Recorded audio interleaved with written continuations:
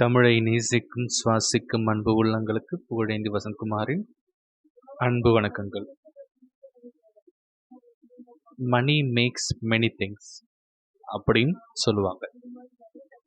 அப்படிப்பட்ட மணியை இன்னும் அதிகப்படுத்தக்கூடிய டாப் 5 ஐடியாஸை பற்றி தான் இந்த வீடியோவில் நான் சொல்ல போகிறேன். ஸோ இந்த வீடியோவை ஸ்கிப் பண்ணாமல் கடைசி வரைக்கும் பாருங்கள். ஃபர்ஸ்ட் டிப் என்ன அப்படின்னு பார்த்தீங்கன்னா, தேவையானதை மட்டும் வாங்கணும். நம்மளுக்கு ஒரு விஷயம் ரொம்ப தேவையாக இருக்கும், அந்த விஷயங்களை பர்ச்சேஸ் பண்ணுறதுல எந்த ஒரு தப்பும் இல்லை. அது இல்லாமல் அன்வான்டாக சில ஆஃபர்ஸ், சில ஜஸ்ட் ஒரு கூப்பன்ஸ் அந்த மாதிரி கிடைக்கிறது, இல்லை வந்துட்டு ஒரு ப்ரைடுக்காக, இல்லை மற்றவங்க வச்சுருக்காங்க அப்படின்றதுக்காக நம்மளுக்கு பிரயோஜனமே இல்லாத ஒரு விஷயத்த வாங்கிறத தவிர்க்கிறது ரொம்ப நல்லது. ஏன்னா அதுக்கு பெரிய தேவையும் இருக்காது நம்மக்கிட்ட. ஸோ அதனால் தேவையான விஷயத்தை மட்டும் வாங்கினா நம்மளுடைய செலவை குறைச்சிக்கலாம். டிப் நம்பர் 2 என்ன அப்படின்னு பார்த்தீங்கன்னா, நம்ம வாங்குகிற சம்பளம், அந்த சம்பளத்தில் என்ன பண்ணுவோம், நம்ம ஒரு சேவிங் பண்ணலாம்னு யோசிப்போம். அந்த மந்த் எண்டில் நம்மக்கிட்ட இருக்கிற அமௌண்ட்டை நம்ம ஒரு சேவிங்காக சேவ் பண்ணலாம் அப்படின்னு நினைப்போம். இந்த ஒரு விஷயத்தில் 90% ஆஃப் பர்சன்ஸ் என்ன பண்ணுவாங்கன்னா, சேவ் பண்ண முடியாது, சேவ் பண்ண இதுவும் இருக்காது, அந்த அமௌண்ட்டும் இருக்காது. அதுக்கு நம்ம என்ன பண்ணணும்னா, நம்ம சேல்ரி கிரெடிட் ஆகிற டேலேருந்து அந்த டேலேயே ஒரு 10%, நம்ம சேலரியிலேருந்து ஒரு 10% அமௌண்ட்டை ஒரு சின்ன ஒரு சேவிங் அமௌண்ட்டாக நம்ம ஹோல்ட் பண்ணி வச்சுக்கணும். ஏன்னா இப்படி நம்ம பண்ணும்போது தான் அந்த சேவிங் ஒரு ப்ராப்பர் சேவிங்காக இருக்கும். மந்த் எண்டில் பண்ணணும்னு நினச்சா கண்டிப்பாக அது பாசிபிலிட்டிஸ் கிடையவே கிடையாது. டிப் நம்பர் 3 என்னென்னா, கடன் ஒன்று வாங்குகிறோம், அந்த கடனை கரெக்டான டைமில் நம்ம பே பண்ணணும். கடன் வாங்குறது இப்போ ஒரு அத்தியாவசியம் மாதிரி ஆயிடுச்சு. ஏன்னா பல விஷயங்களுக்கு நம்மளுக்கு ஏதோ ஒரு எமர்ஜென்சிக்கு ஒரு கடன் வாங்குவோம்.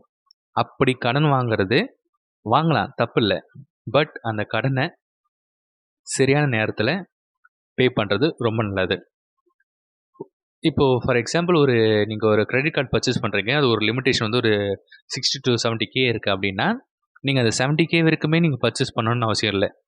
உங்களுக்கு என்ன தேவையோ ஒரு 20Kல நீங்கள் பர்ச்சேஸ் பண்ணிவிட்டு அதை மந்த்லி இஎம்ஐ கன்வெர்ட் பண்ணிவிட்டு அதை நீங்கள் பே பண்ணலாம். ஏன்னா அப்படி நீங்கள் பே பண்ணும்போது நீங்கள் பேமெண்ட்டும் கரெக்டாக பண்ணி முடிச்சிருவீங்க. இதனால் உங்களுடைய சிபில் ஸ்கோர் நல்லா ஏறும். அது மட்டும் இல்லாமல் உங்களுடைய லோன் ப்ராசஸ், நீங்கள் என்ன லோன் அப்ளை பண்ணியிருந்தீங்கன்னா அந்த லோன் ப்ராசஸும் ப்ராப்பராக உங்களுக்கு கிடைக்கும். ஸோ இது ரொம்ப முக்கியமான ஒரு விஷயம்.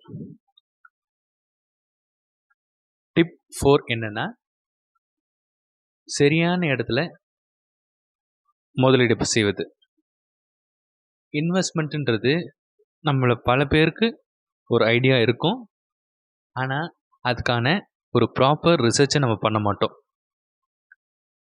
இன்வெஸ்ட்மெண்ட் பண்ணுறதுக்கு முன்னாடி எந்த ஒரு இன்வெஸ்ட்மெண்ட்டாக இருக்கட்டும், எய்தர் இது ஒரு எஃப்டியாக இருக்கட்டும், இல்லை மியூச்சுவல் ஃபண்ட்ஸாக இருக்கட்டும், இல்லை வேறு எதனா ஒரு இன்வெஸ்ட்மெண்ட், ஷேர் மார்க்கெட்ஸ் அந்த மாதிரி இருந்தால் கூட எதுவுமே ஒரு ப்ராப்பர் ரிசர்ச் இல்லாமல் நீங்கள் பண்ணவே பண்ணாதீங்க. எந்த ஒரு ப்ராப்பர் ரிசர்ச் இல்லாமல் பண்ணுறது கண்டிப்பாக ஒரு பெரிய லாஸில் தான் இருக்கும். அதனால் ஒரு ப்ராப்பர் ரிசர்ச் பண்ணிவிட்டு அது இன்வெஸ்ட் பண்ணால் நம்மளுக்கு என்ன மாதிரி பெனிஃபிட்ஸ் வரும் அப்படின்றத ப்ராப்பர் தெரிஞ்சுக்கங்க. தென் உங்களுடைய இன்வெஸ்ட்மெண்ட்டு அமௌண்ட்டை பே பண்ணும்போது ப்ராப்பராக பே பண்ணுங்கள். அது அதோட ரிட்டர்ன்ஸ் இருக்கிறது ஒரு லாங் டேர்மாக வச்சுக்கிறது ரொம்ப நல்லது. ஏன்னா ஷார்ட் டேர்ம்னால் உங்களுக்கு கம்மியான ஒரு ப்ராஃபிட் தான் வரும்.